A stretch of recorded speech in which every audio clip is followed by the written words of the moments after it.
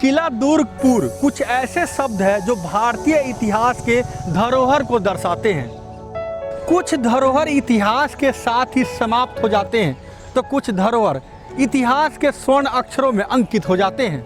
नमस्कार, मैं आलोक उपाध्याय आज आपके सामने ऐसे ही एक धरोहर की पूरी दास्तान दिखाने जा रहा हूं, जो धरोहर भारतीय सभ्यता संस्कृति की एक मिसाल है। कल चमन था आज एक सहरा हुआ, देखते ही देखते ये क्या हुआ। हिंदी फिल्म के गीत की ये पंक्तियां ये बयां कर रही है कि कैसे कल जहां चारों तरफ जगमगाहट, चहल पहल और रौनक ही रौनक थी, आज वहां सन्नाटा और वीरानी ही छा रही है। देश की राजधानी दिल्ली से करीब 100 किलोमीटर दूर मेवात में नगर सेठ चूहीमल का महल सरकार के पुरातत्व विभाग की तरफ आंखें बिछाए टकटकी लगाकर देख रहा है। करीब 500 साल पहले बना ये महल आज जर्जर स्थिति में जा पहुंचा है। जीडी न्यूज की टीम ने इस महल का जायजा लिया। देखिए हमारी इस विशेष रिपोर्ट में। नमस्कार दोस्तों, मैं हूं विजेंद्र कुमार और आप देख रहे हैं जीडी न्यूज आपकी आवाज़। दोस्तों, गुरुग्राम से 50 किलोमीटर दूर नूह, जहां पर सेठ चूहीमल ने महल बनाया था, ये कौन से सन में बनाया था और इसका क्या इतिहास है और आज उसके क्या हालात हैं, क्या सरकार ने उसे टेक ओवर किया है या वो जर्जर हो रहा है, उसके वंशज आज हमारे साथ हैं। उनसे ज़्यादा जानेंगे कि किस तरह से ये महल सेठ चूहीमल ने बनवाया था और इसके आज हालात कैसे देखते हैं आप। इसको करीब 500 साल हो चुके हैं और सेठ चूहीमल जी ने इसे अपने सामने ही बनवा दिया था। उसके बाद जब उनका स्वर्गवास हो गया तो उनके बेटे सेठ हुकमचंद जी ने इसका काम पूरा किया था और बीच में ही उनकी समाधि बनवाई थी। आइए मैं आपको समाधि के दिखाता हूँ। तो अब हालात इसके कैसे हैं महल के? जो सर, अब ये बिल्कुल एकदम जंजर होता जा रहा है दिन पे दिन। सरकार कुछ पे ध्यान नहीं दे रही है इसके बारे में और पब्लिक यहाँ पे ड्रिंक करती है, स्मोकिंग करती है, सारा टाइम मतलब सट्टा बाजार चलता रहता है इधर। आप हालात देखिए, बहुत बुरे हालात होते जा रहे हैं इस पे दिन के दिन। क्या रख रखाव के लिए मतलब कोई सिक्योरिटी गार्ड या क्या रख रखाव आप कैसे करते हैं? सर, पहले तो हम कुछ नहीं करते थे, बाकी अभी हमने इसकी बाउंड्री वगैरह कराई थी, सारी लॉक करते हैं तो मतलब पब्लिक मानती नहीं है, लॉक तोड़ देती है सब कुछ। अब तो गेटों को भी तोड़ना शुरू कर दिया, दीवारों को भी। तो क्या ऐसा नहीं लगता कि आप उनके वंशज हैं चूहीमल, सेठ चूहीमल के, तो कितनी पुरानी धरोहर है, इसका रखरखाव ठीक से हो, सरकार इसको टेक ओवर कर ले तो काफ़ी बेहतर होगा, क्योंकि पुरानी धरोहर है, लोग यहाँ पर देखने आएंगे। तो किस तरह से सरकार से कभी बातचीत हुई या कभी उनका? हाँ सर, सरकार से हमारी लगभग 3 से 4 साल से बात चल रही है और गवर्नमेंट कह रही है, हमने खुद ने उनको फाइल हैंड ओवर करी है कि आप इसे टेक ओवर कर लीजिए। बाकी सारी बात उनसे चल रही हैं, देखो जल्दी शायद टेक ओवर ये हो भी जाएगा और हम वो कह रहे हैं कि इसको टूरिस्ट प्लेस बनाया जाएगा। तो क्या कहेंगे, किस तरह की खासियत थी इस महल में जब चूहीमल सेठ ने बनवाया था? क्या किसी खास पर्पस के लिए बनवाया था या यहाँ पर वो रहा करते थे और अब हाल फिलहाल यहाँ पर क्या है? सर, ये उनका शौक़ था। पास में ही उनकी किलेनुमा हवेली थी और ये उनका शौक़ था, मतलब मुझे महल बनवाना है अपने लिए एक। तो क्या कहेंगे, किस तरह से अब ये जर्जर हालत में है, क्योंकि यहाँ पर आसपास गंदगी फैली हुई है और यहाँ पर ज़्यादातर गिलास, ड्रिंक और शराब की बोतलें भी पड़ी हैं। तो क्या कहेंगे कि किस तरह से इसका रखरखाव नहीं हो पा रहा है? तो क्या सरकार अगर इसको टेक ओवर करती है तो आपको अच्छा लगेगा? सर, हम तो बहुत ज़्यादा खुश हैं कि सरकार इसे टेक ओवर कर ले और जो इसकी हालत है वो सुधर जाए और जिससे कि पूरे मेवात को एक इसके लिए मतलब कि टूरिस्ट प्लेस का एक मौका मिल पाएगा इससे। तो क्या कहेंगे, जिस तरह से मेवात में बहुत सी ऐसी धरोहर हैं जहाँ जो कि ऐतिहासिक हैं और उसको देखने भी लोग यहाँ पर आते हैं, तो उसमें से एक ये भी है जी सेठ चूहीमल का महल। हाँ जी, तो नहीं सब। हाँ जी, आप उनके वंशज हैं, हाँ जी। तो इसका कैसे देखते हैं इसको आप? सर, हम इसे बहुत अच्छे नज़रिए से देखते हैं। बाकी बाहर से टूरिस्ट भी आना बहुत शुरू हो गए हैं।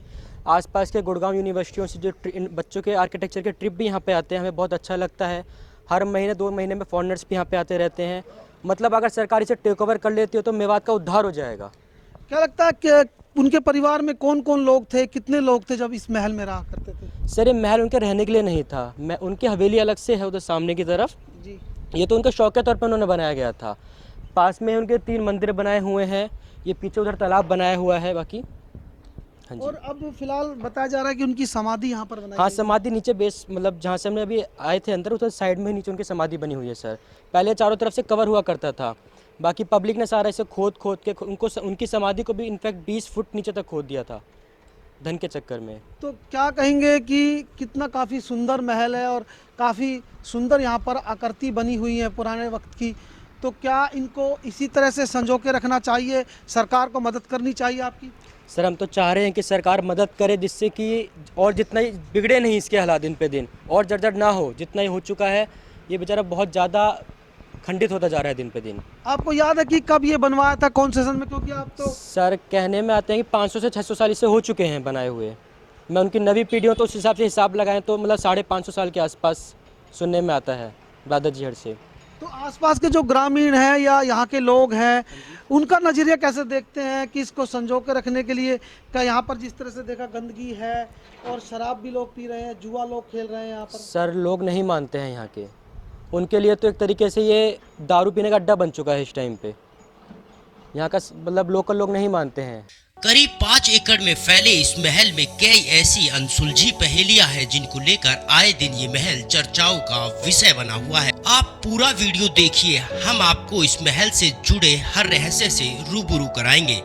तो आइए सबसे पहले हम इस महल के अंदर मौजूद एक अनोखे तालाब के बारे में आपको बताते हैं कि इस इलाके में जल स्तर चाहे कितना भी नीचे क्यों न चला जाए, लेकिन तालाब का पानी कभी नहीं सूखता। इतना ही नहीं, ये तालाब भारतीय इतिहास के बेहतरीन कामों में से एक गिना जाता है। सेठ चूहीमल की 9वीं पीढ़ी के शुभम गर्ग बताते हैं कि इस महल और तालाब को देखने के लिए देश विदेशों से सैलानी आते हैं।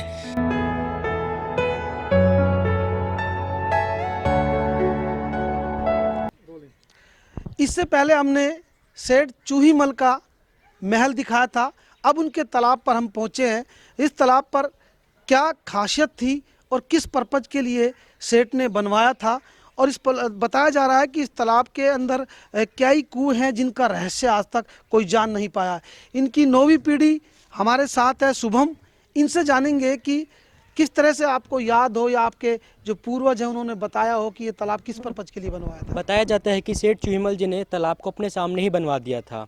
कहते हैं कि इसका सीधा कनेक्शन पहाड़ों से है उस समय पर, कि अगर पहाड़ों में अगर एक बूंद पानी भी आ रहा है तो सीधा पानी वो तालाब में छन के आया करता था। जितनी भी आप सारी ये बुर्जियाँ देख रहे हैं, ये सारी एक के नीचे कनेक्टेड हैं। बताते हैं कि एक लेवल से नीचे पानी जाने पर इन बुर्जों में से पानी अपने आप ही आ जाता है, और ये 8 कुएँ जितना गहरा है। उस तरफ पशुओं के पीने के लिए होता था पानी, और इस तरफ ये लेडीज़ों के नहाने के लिए बनाया गया था। यहीं पे लेडीज़ सुरंग में से रानियाँ सुरंग में से आती थी, और वो सीधा ही इधर निकलकर सीधा लेडीज़ घाट पे जाके अपने कपड़े धोना, मतलब पहनना, नहाना, सीधा उसके बाद सीधा ही उधर चली जाया करती थी। पर आज ये बहुत गंदे हालत में है, तालाब का पानी बिल्कुल मैला हो चुका है। आसपास सारे में कॉलोनियाँ बन गई हैं, तो सभी अपने गंदा पानी इसमें छोड़ने लग गए हैं। अब ये हमारी धरोहर है, इसको कैसे देखते हैं कि सरकार को टेक ओवर करना चाहिए? क्योंकि पहले भी आपने प्रयास किया होगा, या बिल्कुल सर। आपके पास सरकार से कोई मैसेज आपकी तरफ से आया हो? क्योंकि लोग भी यहाँ पर लोग आते हैं यहाँ पर। हाँ जी बिल्कुल सर, टूरिस्ट बहुत आते रहते हैं, बाइकर्स आते हैं, यूट्यूबर्स बहुत आते हैं वीडियो शूट करने के लिए। बट हम हमेशा यही कहते हैं कि सरकार इसे टेक ओवर कर ले तो इस तालाब का पानी और गंदा ना हो, और इसमें मक्खियाँ, मच्छर, मतलब बदबू आने लग जाती है कई बार। तो पानी इस कदर गंदा हो चुका है, जैसा कि आप देख भी रहे हैं। तो इसमें जिस तरह से गुम्बद बने हुए हैं, ये 8-9 गुम्बद हैं, इनका क्या रहस्य है? सर बताया जाता है कि ये जितनी भी गुंबद बनी हुई है, ये एक के नीचे कनेक्टेड हैं सारी। मतलब से पहला कुआं, दूसरा उससे नीचे, तीसरा उससे नीचे। तो ये आज तक सूखा नहीं है। जब हरियाणा में ज़बरदस्त सूखा पड़ा था, तो जब भी ये तालाब की लास्ट 15 से 20 सीढ़ियाँ ही निकल के आई थी, जब भी पानी इतना बना हुआ था। और आज भी जब गर्मियाँ पड़ती हैं तो पानी एक लेवल से नीचे जाने पे ऑटोमेटिक इन बुर्जों में से पानी बाहर आ जाता है। तो इसकी गहराई का राज अभी तक पता लग पाया कितना गहरा है? नहीं सर, सुनने में आया कि 8 कुएं जितना गहरा है। ये हाँ जी। तो इस पर कोई रिसर्च हुई है अब तक, या कोई किसी ने नहीं शोध सर, किया इस हो? कोई शोध नहीं हुआ, ना कोई रिसर्च हुई है सर इस पर आज तक भी। ये भी एक आज रहस्य बना हुआ है हमारे खुद के लिए भी सर होती है प्लानिंग। बाकी जब भी हम मीटिंग के लिए बैठते हैं तो सर एक बजट से बाहर चली जाती हैं ये चीज़ें, क्योंकि इसमें खर्चे करने के लिए बहुत ज़्यादा पैसा चाहिए, जो कि सरकार ही अफोर्ड कर सकती है। ये पर्सनल हम अपने लेवल पर नहीं कर पाएंगे। अब ये जो मलकियत है पूरी, ये किसके नाम है? तो आप ही के वंशजों के नाम? जो वंशज हमारे नाम ही चली आ रही है सर, पीढ़ी दर पीढ़ी, मतलब ऑनरशिप बदलती जा रही है और हमारे नाम चली आ रही है। अभी दादा लाई पर चल रही है ऑनरशिप इसकी। तो कभी कभी सोचा है कि ज़मीन है, बेशकीमती ज़मीन है, इसको बेच दें या किस तरह से? नहीं सर, आज तक भी ये ख्याल नहीं आया है कि इसको बेचें हम। हमें तो बहुत अच्छा लगता है कि हमारे दादा लाइफ पर इतना नाम आगे, हम यही उम्मीद करते हैं कि हमारा नाम आगे चलता रहे, दादाजी का, सेठ चूहीमल जी का।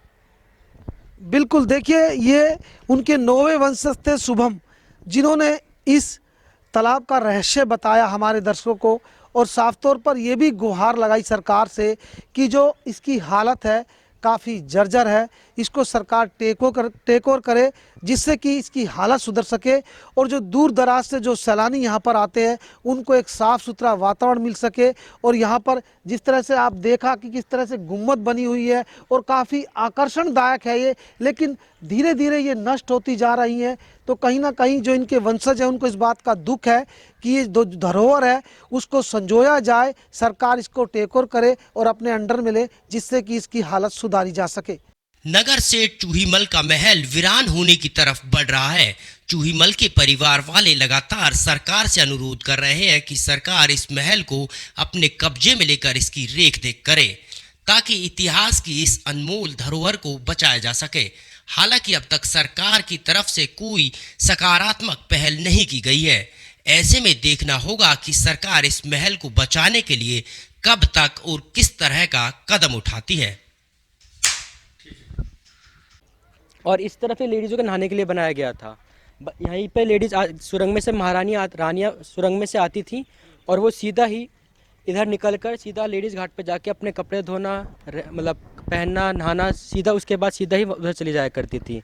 पर आज ये बहुत गंदे हालत में है, तालाब का पानी बिल्कुल मैला हो चुका है।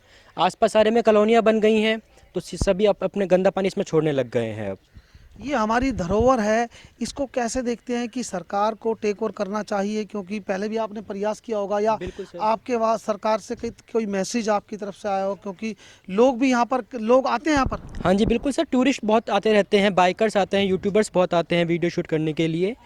बट हम हमेशा यही कहते हैं कि सरकार इसे टेक ओवर कर ले तो इस तालाब का पानी और गंदा ना हो, और इसमें मक्खियाँ, मच्छर, मतलब बदबू आने लग जाती है कई बार। तो पानी इस कदर गंदा हो चुका है, जैसा कि आप देख भी रहे हैं। तो इसमें जिस तरह से गुम्बद बने हुए हैं, ये 8-9 गुम्बद है, इनका क्या रहस्य है? सर बताया जाता है कि ये जितनी भी गुंबद बनी हुई है ये एक के नीचे कनेक्टेड हैं सारी, मतलब से पहला कुआं, दूसरा उससे नीचे, तीसरा उससे नीचे। तो ये आज तक सूखा नहीं है। जब हरियाणा में ज़बरदस्त सूखा पड़ा था तो जब भी ये तालाब की लास्ट 15 से 20 सीढ़ियाँ ही निकल के आई थी, जब भी पानी इतना बना हुआ था। और आज भी जब गर्मियाँ पड़ती हैं तो पानी एक लेवल से नीचे जाने पे ऑटोमेटिक इन बुर्जों में से पानी बाहर आ जाता है। तो इसकी गहराई का राज अभी तक पता लग पाया कितना गहरा है? नहीं सर, सुनने में आया कि 8 कुएं जितना गहरा है ये। हाँ जी। तो इस पर कोई रिसर्च हुई है अब तक या कोई किसी ने? नहीं सर, इस कोई शोध नहीं हुआ, ना कोई रिसर्च हुई है सर इस पर आज तक भी। ये भी एक आज रहस्य बना हुआ है हमारे खुद के लिए भी सर होती है प्लानिंग। बाकी जब भी हम मीटिंग के लिए बैठते हैं तो सर एक बजट से बाहर चली जाती हैं ये चीज़ें, क्योंकि इसमें खर्चे करने के लिए बहुत ज़्यादा पैसा चाहिए जो कि सरकार ही अफोर्ड कर सकती है। ये पर्सनल हम अपने लेवल पर नहीं कर पाएंगे। अब ये जो मलकियत है पूरी, ये किसके नाम है? आप ही के वंशजों के नाम? हमारे नाम ही चली आ रही है सर, पीढ़ी दर पीढ़ी, मतलब ऑनरशिप बदलती जा रही है और हमारे नाम चली आ रही है। अभी दादा लाइफ पर चल रही है ऑनरशिप इसकी। तो कभी कभी सोचा है कि ज़मीन है, बेशकीमती ज़मीन है, इसको बेच दें या किस तरह से? नहीं सर, आज तक भी ये ख्याल नहीं आया है कि इसको बेचें हम। हमें तो बहुत अच्छा लगता है कि हमारे दादा लाइफ पर इतना नाम आगे, हम यही उम्मीद करते हैं कि हमारा नाम आगे चलता रहे, दादाजी का, सेठ चूहीमल जी का। बिल्कुल, देखिए ये उनके 9वें वंशज थे शुभम, जिन्होंने इस तालाब का रहस्य बताया हमारे दर्शकों को और साफ तौर पर ये भी गुहार लगाई सरकार से कि जो इसकी हालत है काफ़ी जर्जर है, इसको सरकार टेक ओवर करे, जिससे कि इसकी हालत सुधर सके और जो दूर दराज से जो सैलानी यहाँ पर आते हैं उनको एक साफ़ सुथरा वातावरण मिल सके। और यहाँ पर जिस तरह से आप देखा कि किस तरह से गुम्बद बनी हुई है और काफ़ी आकर्षणदायक है ये, लेकिन धीरे धीरे ये नष्ट होती जा रही हैं। तो कहीं ना कहीं जो इनके वंशज हैं उनको इस बात का दुख है कि ये जो धरोहर है उसको संजोया जाए, सरकार इसको टेक ओवर करे और अपने अंडर में ले, जिससे कि इसकी हालत सुधारी जा सके। नगर सेठ चूहीमल का महल वीरान होने की तरफ बढ़ रहा है। चूहीमल के परिवार वाले लगातार सरकार से अनुरोध कर रहे हैं कि सरकार इस महल को अपने कब्जे में लेकर इसकी रेख देख करे, ताकि इतिहास की इस अनमोल धरोहर को बचाया जा सके। हालांकि अब तक सरकार की तरफ से कोई सकारात्मक पहल नहीं की गई है। ऐसे में देखना होगा कि सरकार इस महल को बचाने के लिए कब तक और किस तरह का कदम उठाती है। इसे इतिहासकारों की भूल कहे या फिर इलाके का पिछड़ापन, क्योंकि एक तरफ जहां किलों का प्रदेश राजस्थान है तो वहीं दूसरी तरफ सल्तनत का अखाड़ा दिल्ली। इस बीच एक किला टकटकी लगाए इस बात का इंतजार कर रहा है कि कब पुरातत्व विभाग की निगाहें इस पर पड़ेगी और ये किला संवरेगा। हमारी ये वीडियो अगर आपको अच्छी लगती है तो इसको ज़्यादा से ज़्यादा शेयर कीजिएगा, लाइक कीजिएगा और हमारे चैनल को सब्सक्राइब करना ना भूलिएगा।